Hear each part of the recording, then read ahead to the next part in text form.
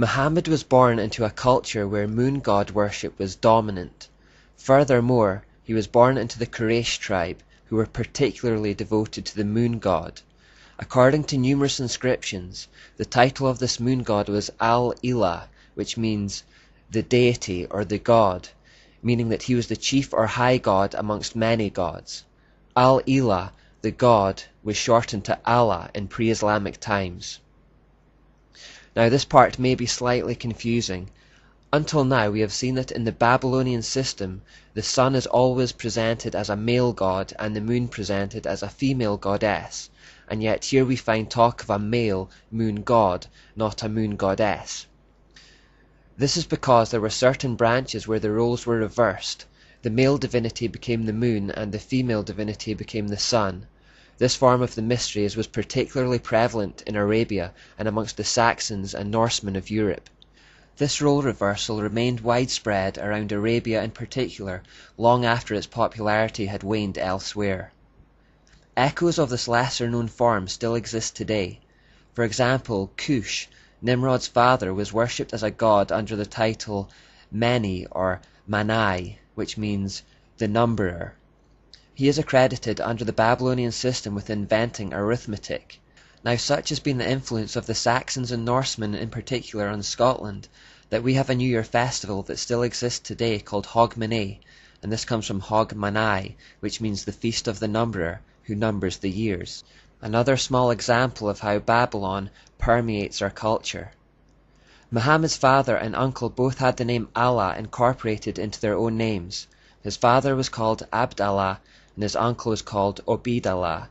This echoes the Babylonian practice of incorporating your god into your own name, and illustrates the preeminence of the moon god cult in his time. This fact answers the questions: why is Allah never defined in the Quran? Why did Muhammad assume that the pagan Arabs already knew who Allah was? The answer is because they already did know who Allah was. He was their moon god. Muhammad wasn't attempting to introduce the concept of a new god in the Quran, he was merely building on the one that already existed in the area. All Muhammad did was go one step further than his fellow pagan Arabs. While they believed that Allah, the moon god, was the greatest of all gods in a whole pantheon of gods, Muhammad said that Allah was not just the greatest god amongst many, but that he was in fact the only god. In effect, he said, "Look, you already believe that the moon god Allah is the greatest of all gods. All I want you to do is accept the idea that he is the only God. I'm not taking away the Allah you already worship. I'm only taking away his wife and his daughters and all the other gods." Here is a picture of an Allah idol recovered in Arabia. Note the crescent moon on his chest. The pagan Arabs never accused Muhammad of preaching a different Allah to the one they already worshipped, and archaeological evidence proves that he was one and the same. The Encyclopedia of Religion says, Allah is a pre-Islamic name corresponding to the Babylonian Bel. Allah is nothing more than Baal again with a new name. Muhammad attempted to have it both ways though. To pagans he said that he still believed in the moon god Allah, but to the Jews and the Christians he said that Allah was their god too. In effect, it was the same technique that Catholic bishops had used to merge Christianity with paganism. Many Christians today have swallowed the lie that Allah is the same as the Christian God, when he is in fact Baal. Fortunately, Jews and Christians of that time recognized Muhammad's deceptive ideas and rejected Allah as a false god. Of course this angered Satan no end, and by consequence it angered his puppet Muhammad no end, and we know that when plan A, manipulation and flattery, fails with Satan, he quickly resorts to plan B, intimidation and persecution. We perhaps never see this more clearly than in the relationship Muhammad had with the Jews. The Quran has a distinct split personality that correlate to two periods in Muhammad's life. At the start of his life in Mecca, he was relatively obscure and had no particular type of influence. He was in a position of weakness. In the second part of his life he moved to Medina as a wealthy and powerful warlord. There he was in a position of power. So all the earlier writings from his time in Mecca are generally peaceful. This was the period when Muhammad was in a position of weakness and trying to convince the local Jews that he was a prophet of their God, the Plan A years.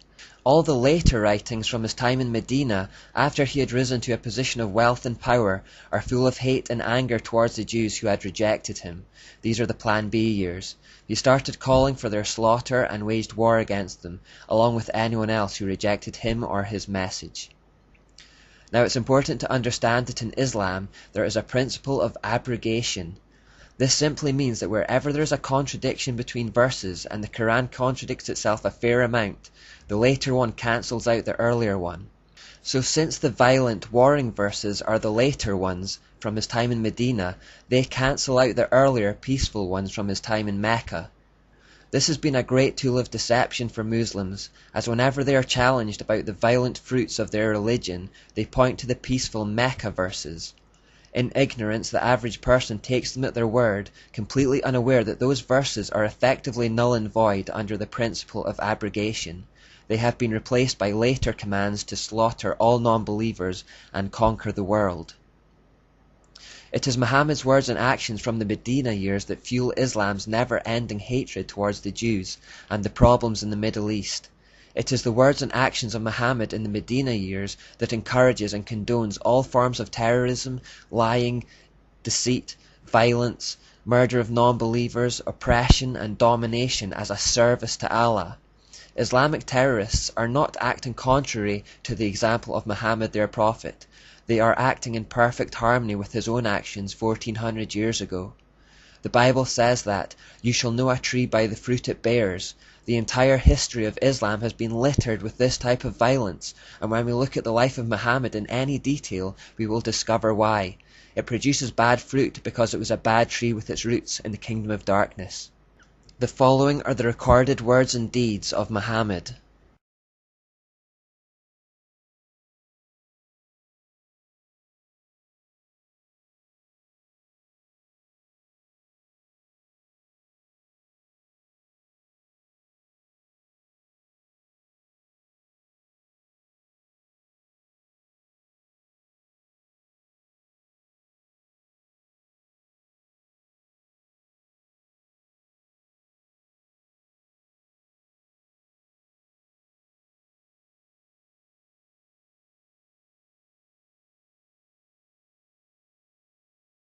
In the following example, we see Muhammad suddenly and conveniently receive a message from Allah to rape captured women.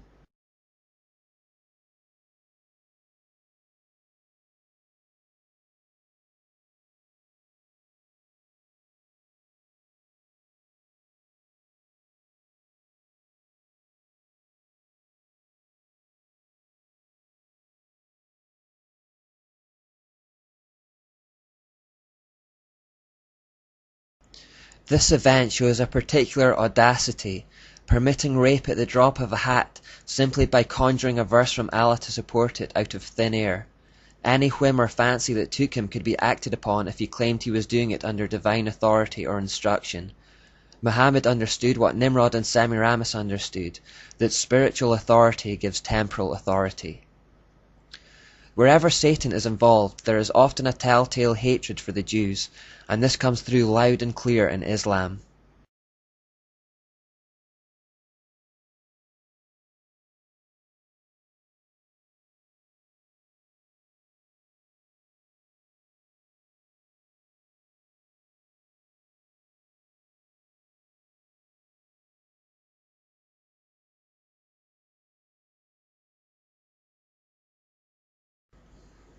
Here, the unbelieving brother was seemingly impressed with Islam's ability to influence people to kill Jews and family members. This practice continues to this day in the Muslim community. Parents will kill children and brothers will kill siblings who leave Islam and call it a mercy killing. The brother in this instant converted on the spot, although we can't be sure he didn't do it out of self-preservation. Islam has a long history of forced conversions where the alternative is death. Muslims have been taught that their redemption will not come until all Jews have been destroyed, and therefore they will not stop fighting against them until they have reached this end. The prophet Ezekiel reports a time when Arab nations will team up with Russia to attempt to wipe out Israel. They will be driven to do this partly because of this prophecy. If the Jews are not wiped out, according to Islam, their false Messiah can't come. Do not be misled by claims of Muslims that their gripe with Israel is about land. Satan wants the Jews destroyed, as he has done from the beginning of time. He has hardwired this desire into the core of Islam through Muhammad, and they will work towards that end, no matter how much land Israel gives them. Muslims believe that they must kill all Jews, or their religion has been proved to be false. It's that simple. The United Nations are attempting to create a two-state solution where Jews and Palestinians share the land, but we know from our studies of the character of the satanic Jezebel spirit that it will not be content to share control of anything. It will have no equals. The goal of Islam is to extend its influence until it rules the entire world. In Islam, the world is currently divided into two, the House of Islam and the House of the Unbeliever or Infidel. They foresee a day when the whole earth will become Islamic and work continuously towards this end. The name Islam actually means submission, and this refers to the whole world submitting to the rule of the pagan moon god Allah, Allah being another name for Baal, and Baal being Satan. They believe that world peace will only come when they have triumphed over all the so-called infidel.